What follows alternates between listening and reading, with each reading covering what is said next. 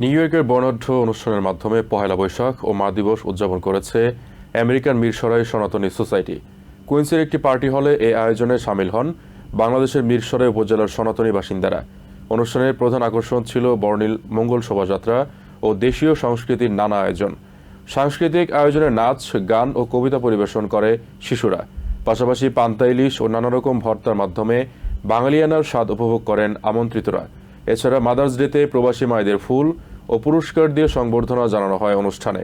আয়োজকরা জানান, নতুন প্রজন্মের কাছে দেশীয় ঐতিহ্য তুলে ধরা এবং প্রবাসী ভ্রাতৃত্বের বন্ধন দৃঢ় করাই এই আয়োজনের মূল লক্ষ্য।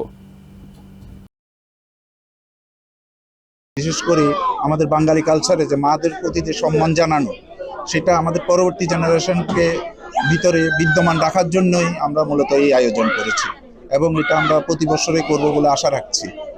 আমাদের সন্তানরা যেন মাদের প্রতি গভীর শ্রদ্ধা রাখে সবসময়, এই জন্যই আমরা এই আয়োজন। আমাদের সনাতনী সংগঠনের পক্ষ থেকে আমরা ভবিষ্যৎ প্রজন্মকে এটাই জানাতে চাচ্ছি যে আমাদের ধর্মীয় পয়লা বৈশাখ, পূজা, পিকনিক এবং বিভিন্ন সামাজিক অনুষ্ঠানগুলো যাতে তারা বুঝতে পারে আমরা কিভাবে এগুলি করে থাকি এবং কিভাবে কি করলে আমাদের ভবিষ্যৎ প্রজন্ম এভাবে আসে এবং এগুলি তারা এখান থেকে তারা যেন হারাই না যায়, তারা যেন আমাদের এই কৃষ্টি কালচারকে ধরে রাখতে পারে।